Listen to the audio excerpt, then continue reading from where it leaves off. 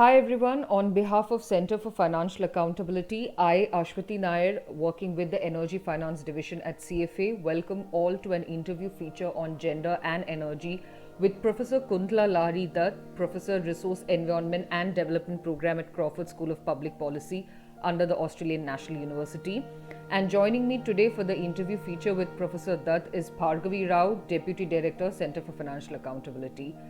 At CFA's Energy Finance Division, along with critically looking at coal and the ongoing energy transition from fossils to renewable energy, we have also been attempting to bring in conversations on women's role in energy development. We at CFA believe that the question of access to energy and its impact on women anywhere, including the Indian subcontinent, is closely linked to the questions of land ownership, property rights, political participation, equal access, and legal frameworks accorded to women in our country. At a time when reliable and affordable energy is widely recognized as the cardinal marker of economic development by the international development community, the much hyped Indian story of economic advancement is closely intertwined with vast gender inequalities in access, control, and ownership over energy resources. The fact but remains that women are both a special interest group in the energy story and in fact are also the mainstream users and often producers of energy in most of the developing and industrial countries.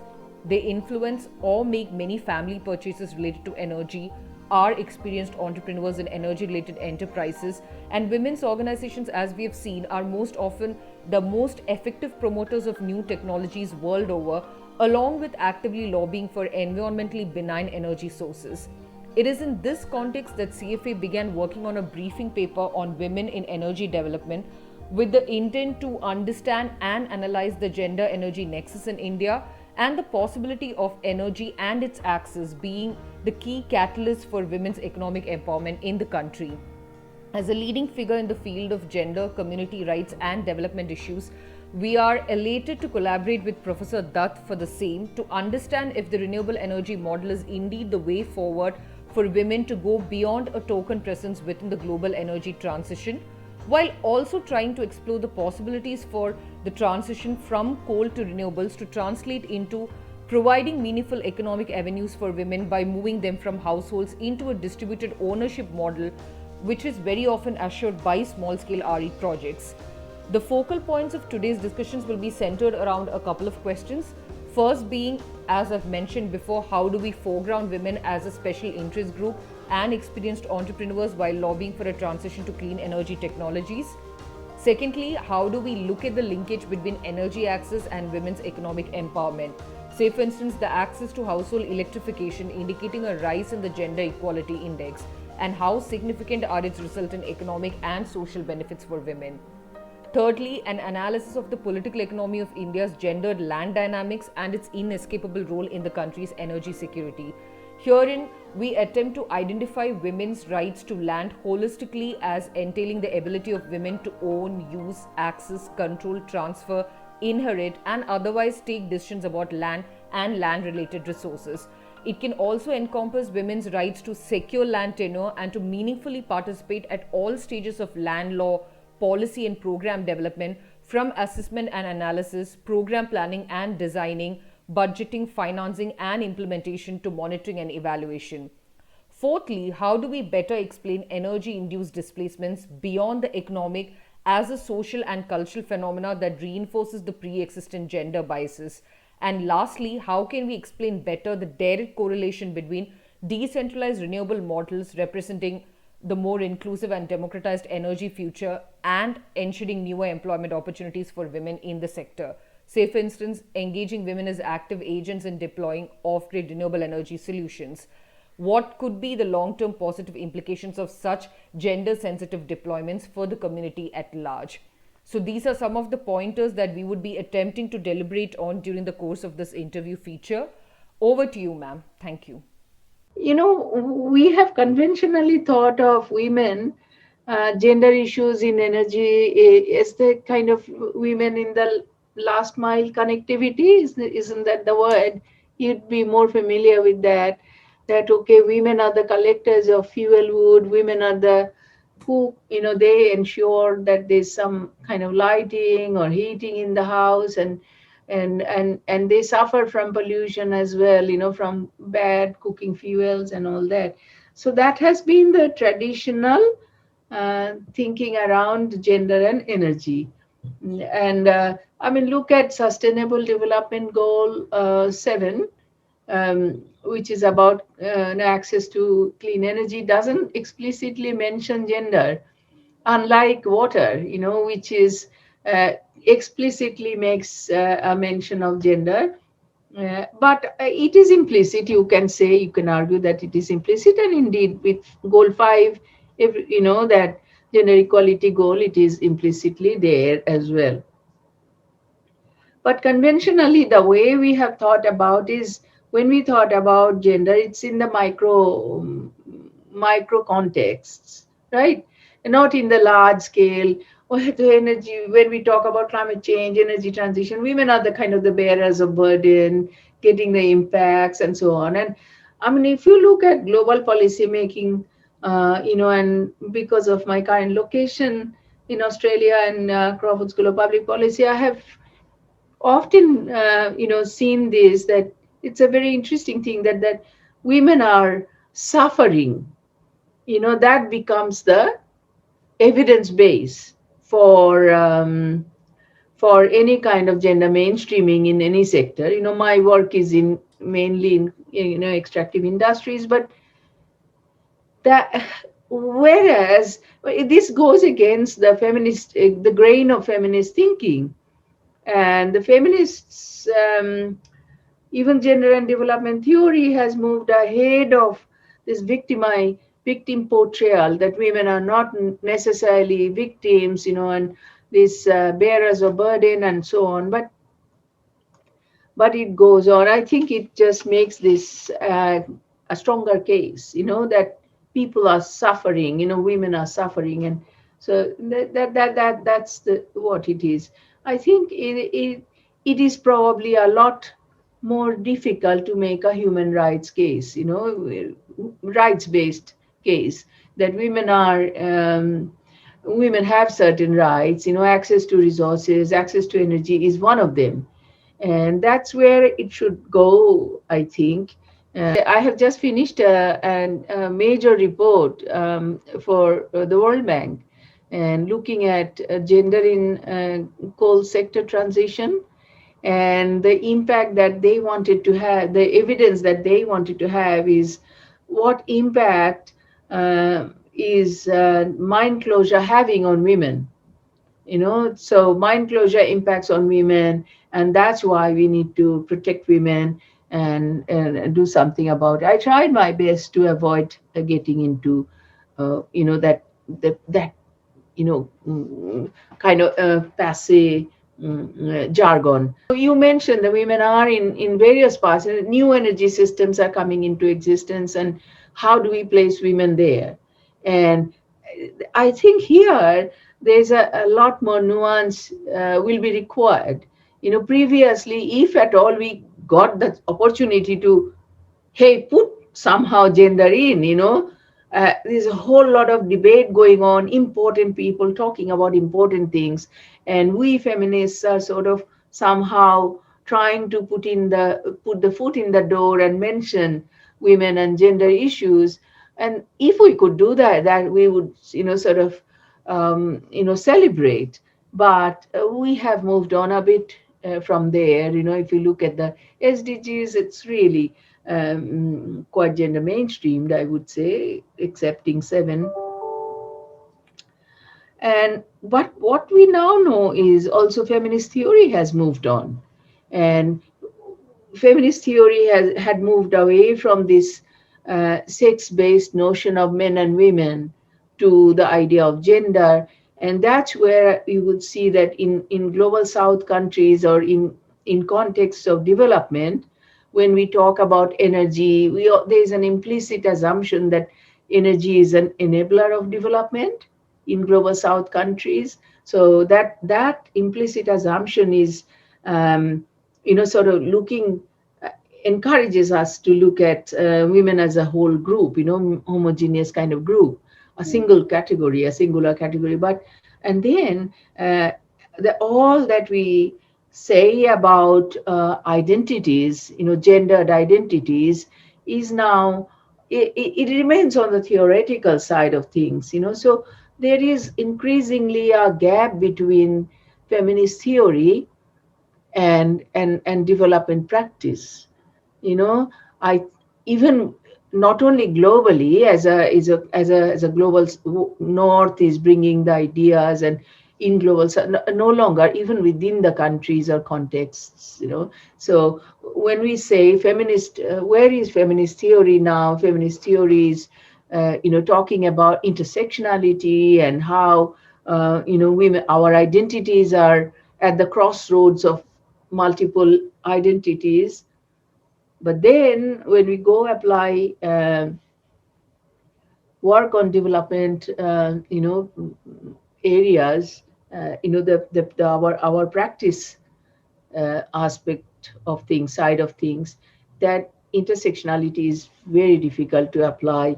And so first thing is probably for you to do is to, whilst you're talking about women and gender, and I also do that, and we all do that, sort of coterminous, women and gender are coterminous. We use that in the same way. But also remember that how we can identify the multiple divisions and multiple identities within the category of women, that intersectionality informed approach, even if it is, because intersectionality is a concept.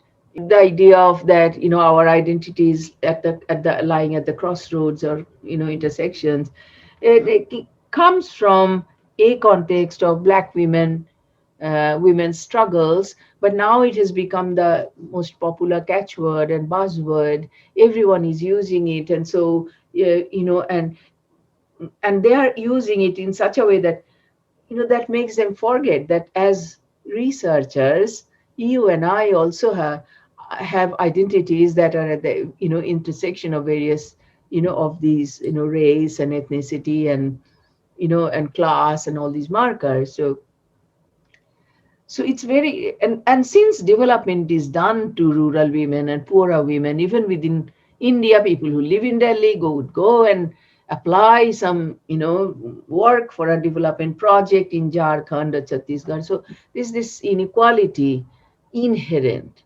in a development project. So I think when we talk about energy and energy as part of this women and energy in development, there's this keen awareness that we need to have about our own subjectivities, as well as what we are doing and where we are doing and with whom. So, Yes. and you know I was very impressed by a book I read a few years ago. It was called Carbon Democracy by Timothy Mitchell, and it has become a little dated now. Few quite probably 10 years old. Tim Mitchell says that the energy is, we think about energy as a producer of a socio-technical system, right? It's economic and technical systems, but it is also a political thing. Energy produces certain forms of energy, produces certain forms of politics, and he's saying that in context of coal in the 19th century and early 20th century, when coal came into existence, not only did our physical infrastructure change, railways were required to transport coal, and thermal power plants were needed to burn the coal to produce energy, and then the electricity grids quickly came into existence to cover the world, well, part of the world, to provide energy access to people. But it also created a new kind of politics, and it's saying that in new workplaces such as collieries, underground collieries, where there is a fellow feeling and mateship and friendship, where so work is inherently very risky, and my work depends on on the well-being of another person, and my well-being depends on the work of another person, and vice versa. Yes, thanks. So uh, Tim Mitchell is saying that a new kind of politics came up from coal when coal became the leader of the world, lead energy. And he says that, the whole trade union movement, the protests, the rights of workers, rights of employees, these ideas did not exist, because the fact that the miners' wages should be in a matter of the public domain was not considered to be, a employee's wages, that depends on the employer. It's a private matter between the employer and the employee. But it all changed. And but interestingly, his book is mostly about oil, and he says that how coal and oil are different, and coal gives rise to this centralized, large scale centralized, energy systems, and does not necessarily give rise to this kind of energy politics, that coal is associated with. And interestingly, the South Africa is a country which is very equivalent to our country, a third world country, heavily reliant on coal, lots of illegal and informal coal mining. There's an area called, anyway, the story is that they'll go out, these young people, the environment is so degraded, so polluted that hardly anything grows, full of dust, that whole area. And so people can't get jobs because their health is so bad. They can't clear the medical test. And there's a big coal mining economy that's, informal, like ours, as I have written, there's a paper by me. Coming back to the point that what renewable energy is doing, forget about hydroelectricity, excepting India, no one else consider hydro as a part of RE. What it is doing is offering us this opportunity to create a new energy politics. And that is something that I think we have to tap into. And so following from Mitchell, who said that coal offered this new change the way people thought about politics and energy, the social aspects of things. So now is our opportunity to be truly inclusive, truly just, and make that transformation. So when we think about transition and transition towards renewable energy, so what kind of transition we are talking? Redistributive, procedural kind of justice, and we need then to think about the whole question should be now sort of framed in terms of rights. I would say that there would be access to resources, rights to resources, rights to participate in decision making, and so on. So these are things that we have not really considered so far. That large centralized systems of oil, gas, coal had been the way we thought about it. And as soon as you begin to think about decentralized energy systems that might come into, if we go, so the transformation should be, energy transition should be transformative, truly transformative. And if you think about true transformation, then transformativity would lie in bringing women forward. We cannot imagine a future in which women's position will just remain the same. They'll remain the victims, and we'll keep saying that, hey, women bear the burdens of the transition. We know that they bear the burdens. We know now that women, do not own resources, and access to resources is just not giving them ownership. So this is an opportunity. I would say we are living at a critical juncture of history and that this it's for us to capture that moment and create a new future. And I would say that the transition, uh, we can imagine the transition to be transformative of the society, transformative of the politics, and a new kind of democracy can be initiated. This is our opportunity to initiate. And I think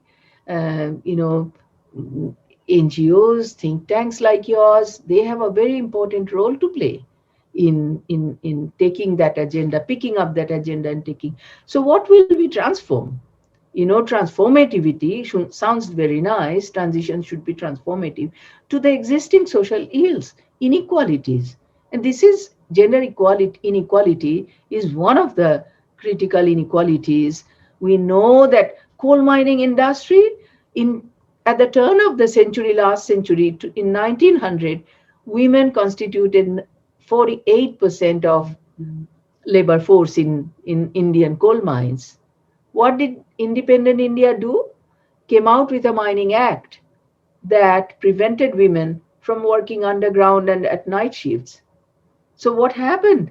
By 2000, the percentage of women in Indian state-owned coal mines was 6%. So it's an inherent masculinity. And you talk to various people, they say, no, it's not good for women to work in the collieries. Really? So why did the women work? And women can work in the offices only if there should be the choice left open to women if they want to. Then, and also there are different types of women, coming back to intersectionality. The person who's become incapable to work due to pneumoconiasis, working after 10 years in coal mines, got a pneumoconiasis. What if we considered hiring the woman there?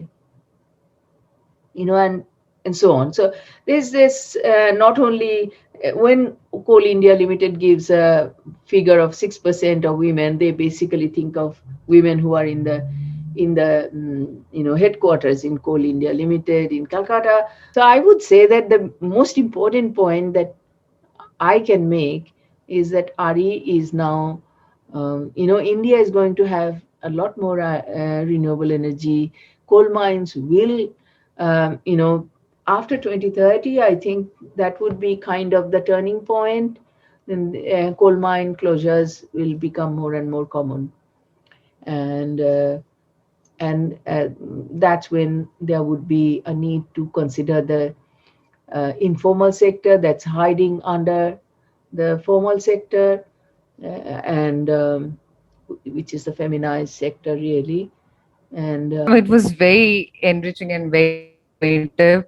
It actually raised a lot of important points, ma'am, from intersectionality. Yeah, it's very true. Not all women are oppressed equally, nor do they face the same challenges. So even in our note, also when we try to bring it down specifically as a case of rural women, even because of the caste class framework, even the sexual orientation framework that we've been dealing with more in the context of India, we need to do understand, as you said, that they do not face the same challenges even inside their private space of the household.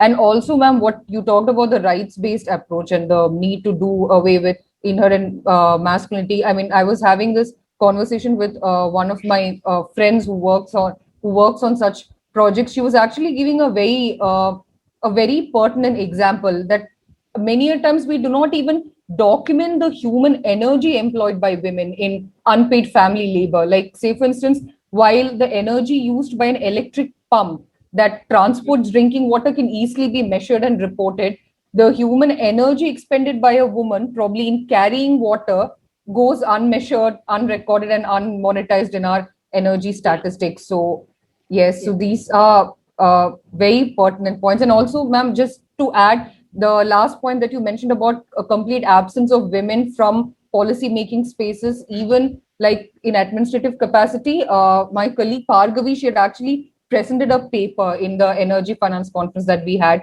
where she did deal with this issue. Pargavi, if you could please, uh, yeah, intervene. Yeah.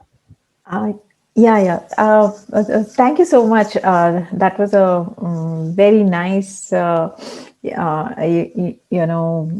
took us through the entire landscape of from the coal to the policy to the renewable energy scenario and how women are constantly kept away. From my own little work in the energy sector, looking at coal-based thermal power plants and also looking at some of the coal mines, I've seen a sense of. So while you were talking, a story that I was able to recall was we were visiting some of the coal workers' quarters and settlements, and it was soon after one of the coal mines had collapsed, and a Mm. woman was sharing a story of how her sister-in-law or a relative, she was in the kitchen, and a little further was where the collapse had taken place.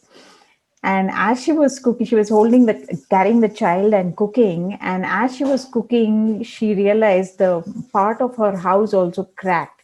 She immediately threw the baby, and as she threw the baby, she went down. And it was a trauma that the family had not yet kind of got over it. It was very Mm. fresh then.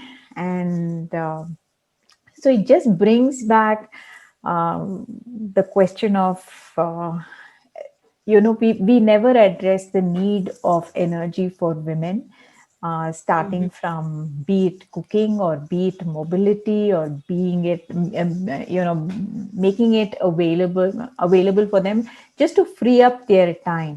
Mhm. Even in most rural areas, if there is a light in the house, an electric bulb in the house, it's mostly in the hall or in the sitting room or the place where the man is sitting trying to read the newspaper or listening to the radio.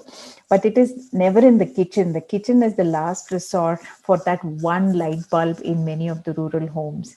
Or if there is electricity, it is in very hot places. Something again I have seen is, the man will be near the fan while the woman is in the kitchen with the firewood cook stove, battling the pollution, the smoke and everything. And women, we know, spend a lot of time just carrying firewood all day.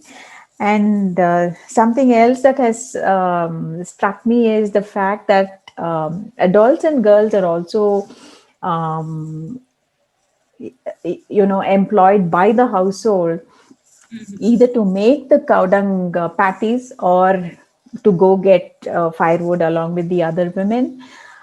Just as how collecting water kept the girl child from going to school, collecting firewood is also keeping the girl child from going to school, whereas the boy gets to run to school early in the morning while children are kept away.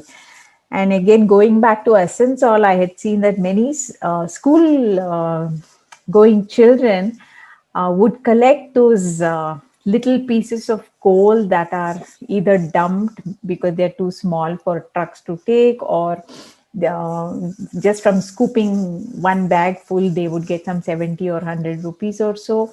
They would scoop it up, run home, give it to their parents, and then get to school if at all they went to school. Yeah. We saw a lot of children also doing that, and we saw mostly girl children doing that. So that again comes back to the question of how early energy access to energy is kept away from the girl child and eventually the women itself. That discrimination starts very early. Mhm. And some of the things that have already been discussed is also when land is taken over. First of all, women don't have access to property, or the property is not in their names. And in many of these tribal areas, the tribal laws don't allow women's names to be on the property papers, the tribal customary laws.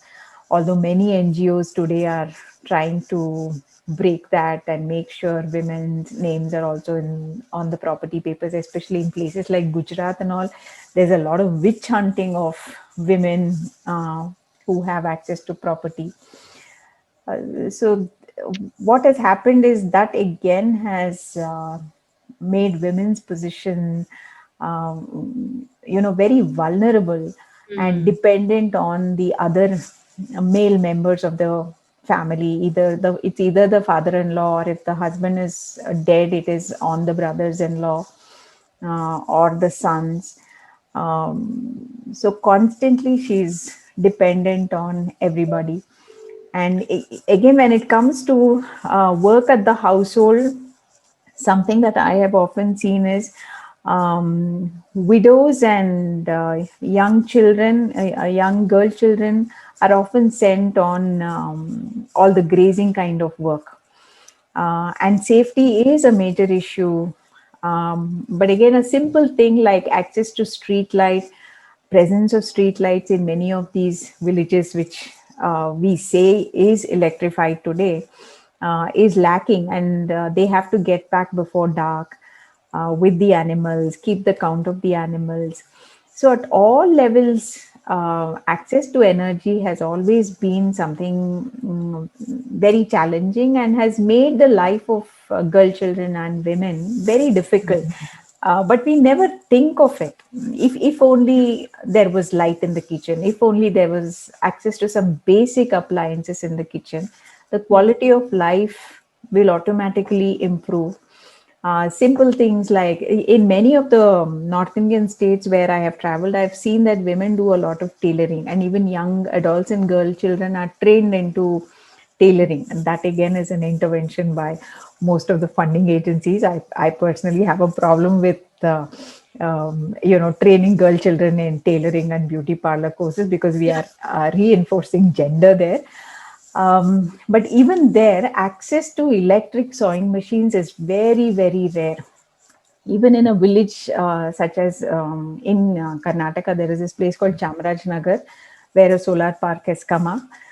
Very few women, the men said, when we were talking to the men, they said, oh, women are very happy today because they've all shifted to electric sewing machines. But then when we were talking to women, we realized that not everybody has access to electric sewing machines. It's very few women who have access to that. Electric sewing machine costs about 10,000 rupees, and not all have that. Some of them have very creatively turned their old sewing machines into, electric, have connected to electric pedals and all that. But not everybody has immediately shifted. Maybe over a period of time it will shift, but still that's not the priority at the household level. And in many homes, we also realize that cell phones are mostly with the men, and there is that one plug point where it is the man who is charging his cell phone, or the man gets a priority at every stage. What I was saying here is that, interesting thing is that I think you notice that in your field, and this is something you might want to highlight when you do the report, is that gender roles, it is almost at the heart of everything. In almost all societies, men and women do different things. Sometimes they are completely different, sometimes they are similar, sometimes they are overlapping. And this is what you were describing, that care economy, for example, is almost entirely feminized, where women, and what does the care economy include? It is a non-monetized economy. It's unrecorded, undercounted, or uncounted, and so on. That's where the problem begins.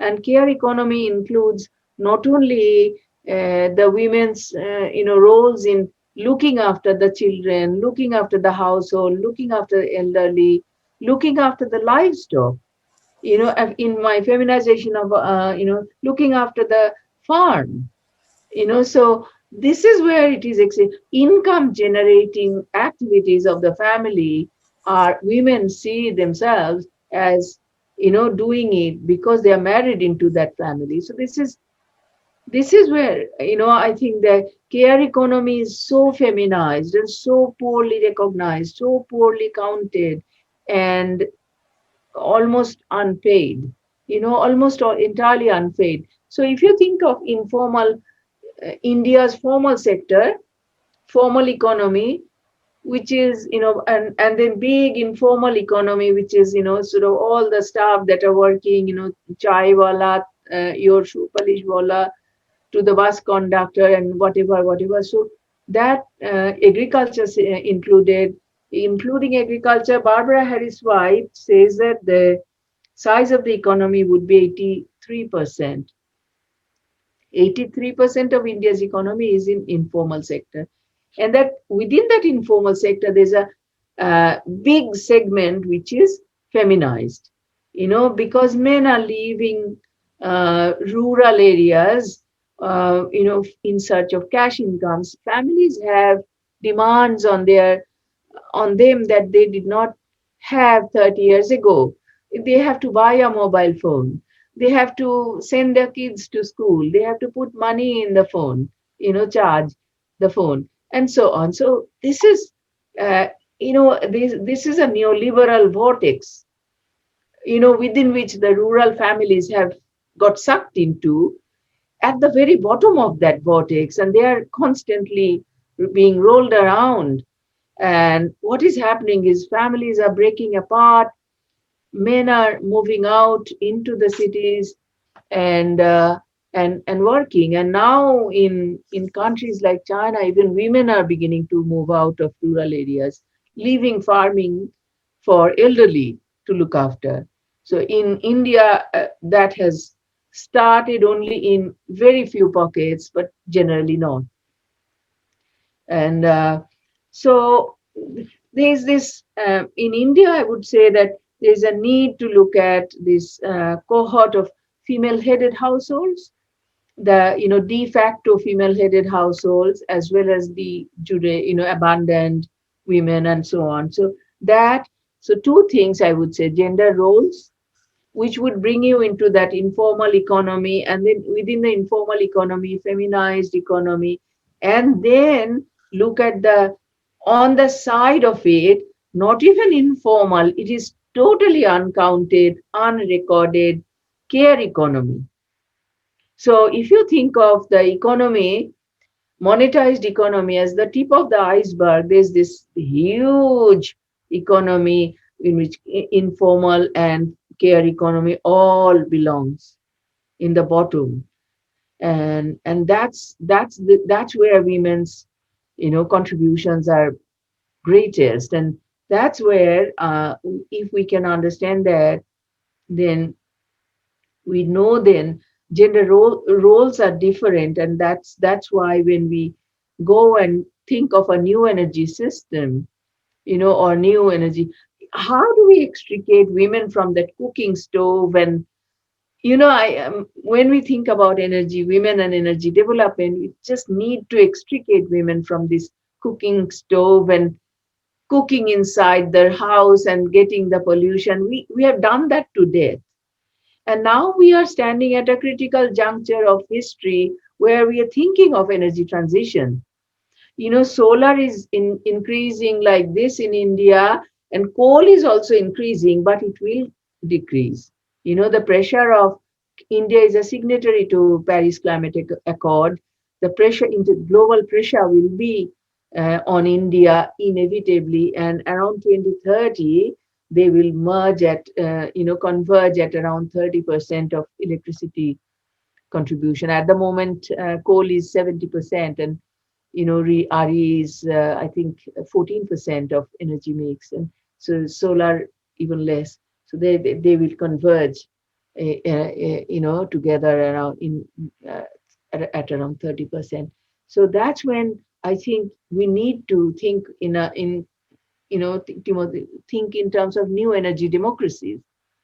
And what kind of democracy? Participatory democracy, where a transformative process where existing gender inequalities are removed, and completely we think of different processes, where consultative, participatory, where women are at the forefront of the new energy systems, not no longer as the victims. The point about informal sector also, ma'am, like even when you're talking about the political economy of globalization, even if they claim that there's a an increase in female labor force participation, as you rightly pointed out, it has actually coincided with an increase in informal and unprotected forms of work. And like even if you look at countries where production for export has created new forms of employment, what we see is they still maintain occupational segregation, where wages and work conditions remain like far from satisfactory for women, who are then continuing to concentrate only amongst the temporary and seasonal job sectors, while the few permanent jobs that are created are mostly reserved for men. And thank you so much, ma'am, for such an enriching conversation. We look forward to collaborating with you further in our endeavor to evolve a more informed gender perspective to energy. On behalf of the CFA team, we would also like to thank all the listeners who took time out to tune into our podcast. Keep looking up the space for more such energy related interview features. Thank you and see you soon.